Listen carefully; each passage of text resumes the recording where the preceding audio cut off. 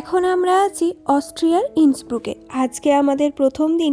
এই তো দুপুরের দিকে এলাম, এসে খাওয়া দাওয়া করে সোজা এসেছি এখানকার বিখ্যাত একটা ট্যুরিস্ট স্পট, যেটা হচ্ছে টপ অফ ইন্সব্রুক।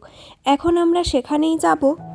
এখন আমরা পায়ে 5 থেকে 10 মিনিট মতো হেঁটে পৌঁছে গেছি টপ অফ ইন্সব্রুকের অফিসে, যেখান থেকে এই ফানিকুলারটা ছাড়বে।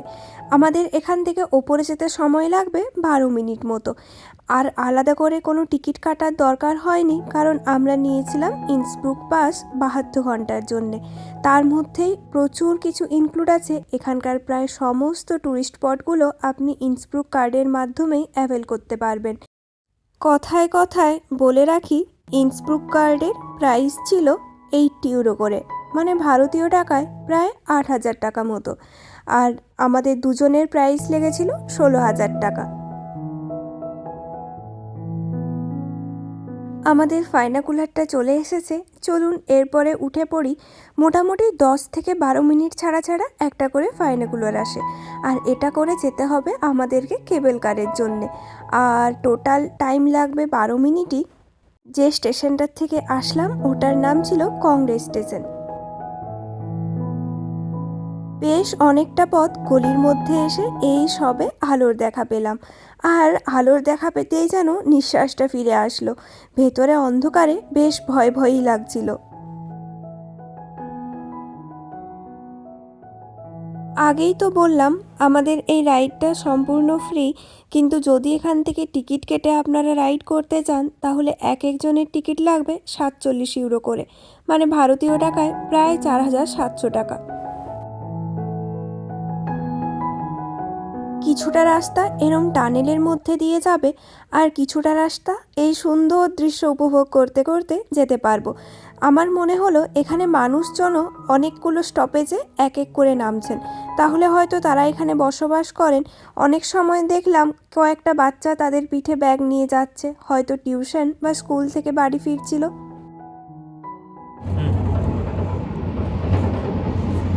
এখন আমরা যাচ্ছি টপ অফ ইন্সব্রুক। যারা ফার্স্ট স্টেপে আছে, 3টে স্টেপ যেতে হবে। এক্ষুনি আমরা কত নিচে ছিলাম, আর কয়েক মিনিটের মধ্যে কতটা উপরে চলে আসলাম দেখুন। দেখে যেন মনে হচ্ছে যে ওপর দিকে যাচ্ছি, আর পড়ে গেলে একবার যে কি হবে। তবে চারিদিকে এই পাহাড় ঘেরা দৃশ্যটা দেখে সব কিছু যেন এক নিমেষেই ভুলে যাচ্ছি, ভয় পাওয়ার সময়টুকুও পাচ্ছি না। স্টেশন থেকে মাত্র 8 মিনিটের মধ্যে আমরা পৌঁছে গিয়েছি হাঙ্গারবার্গ স্টেশনে।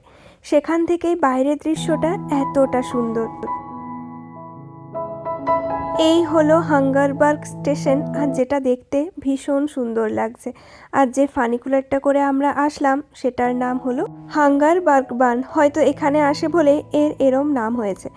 আর যে রাস্তা দিয়ে আমরা আসলাম ওখানে না আলফেন জু ছিল, যেটা ইউরোপের সর্বোচ্চ চিড়িয়াখানা। যদিও সেখানে আমরা আর গেলাম না, কারণ আমাদের হাতে টাইম কম আছে।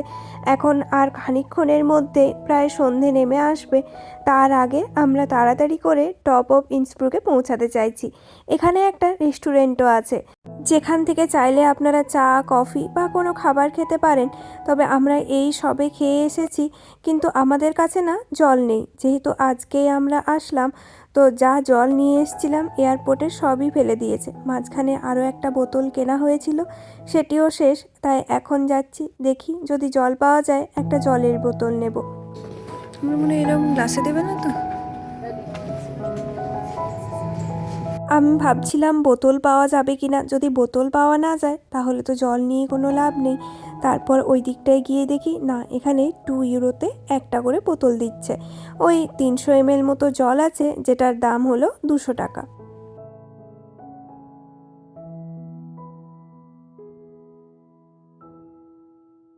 জলটা নিয়ে পেমেন্ট করে বেরিয়ে এসেছি, আর বেরিয়ে এসে দেখি উল্টো দিকে এরম সুন্দর একটা বাড়ি আছে। এই বাড়িগুলো দেখতে কিন্তু ভীষণ সুন্দর লাগে। পুরো সুইজারল্যান্ড তো এরম বাড়ি দিয়ে ভর্তি। তবে এখানেও অস্ট্রিয়া যেহেতু সুইজারল্যান্ড থেকে খুব দূরে না, আর সুইস আল্পস, অস্ট্রিয়ান আল্পস এগুলো সবই ভীষণ ফেমাস আর ভীষণ সুন্দর। আমরা এখন যাচ্ছি অস্ট্রিয়ান আল্পসেই।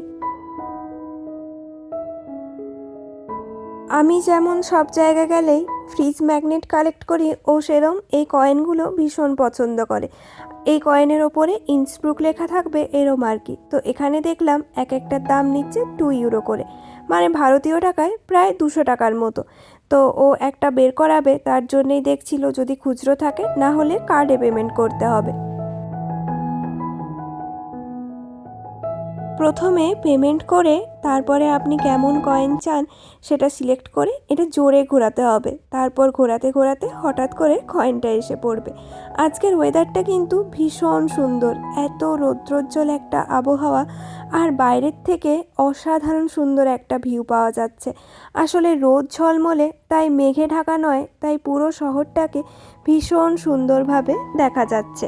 3টেতে আছে বলছে, 3:30। কোথাও যেয়ে এখানে ঢুকে দাঁড়াতে হবে মনে হয়।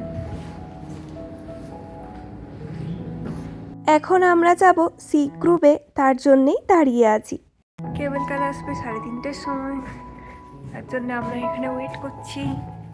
ওয়েট করতে করতে আমরা এখানে ঘুমিয়ে পড়বো, যদিও আমরা বাইরে যেয়েও এখন থাকতে পারি, তাই না? এই কেবল কারটাই কিন্তু আমাদেরকে একদম টপ অফ ইন্সব্রুকে পৌঁছে দেবে। কিন্তু এই কাঁচের জানলা দিয়ে বাইরেটা দেখতে এত ভীষণ সুন্দর লাগছিল। দেখুন এখানে এরম ইন্সব্রুকের কার্ড ছিল, যেটা আমি একটা নিয়ে রাখলাম। যেখানেই যাই সেখানেই এরম কার্ডগুলো নিয়ে রাখি।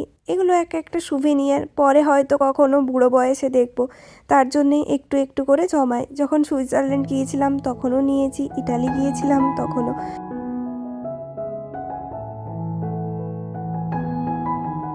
কেবল কারে উঠে পড়েছি, আর এখন আর খানিকক্ষণের মধ্যে ছেড়েও দেবে।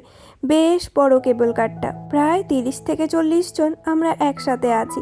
দেখুন ছেড়ে দিয়েছে, আর যখন এই কেবল কারটা ছাড়ে তখন কিন্তু একটা মনের মধ্যে শিহরণ জাগে, তারপরে আবার আস্তে আস্তে ঠিক হয়ে যায়।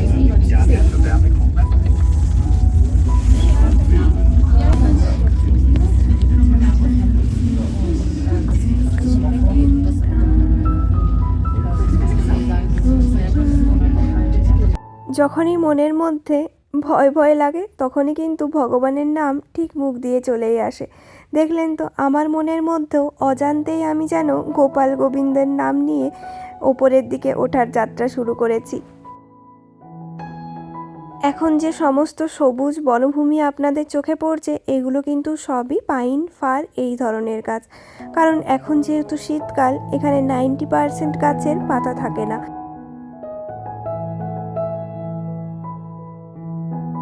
এই সুন্দর দৃশ্য উপভোগ করতে করতে আমরা একদম লাস্ট স্টপেজে এসে পৌঁছেছি।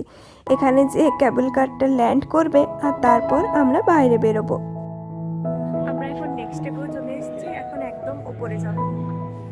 এতক্ষণ ধরে জার্নি করাটা এই জায়গাটায় এসে মনে হচ্ছে সত্যিই যেন এক নিমেষেই সফল হয়ে গেল। এই দিকটা অসাধারণ লাগছে দেখতে। দৃশ্যটা অসাধারণ সুন্দর হলে হবে কি, ঠান্ডাও কিন্তু আছে এখানে অসাধারণ। 2-5 মিনিট বাইরে দাঁড়িয়ে থাকা যাচ্ছে না।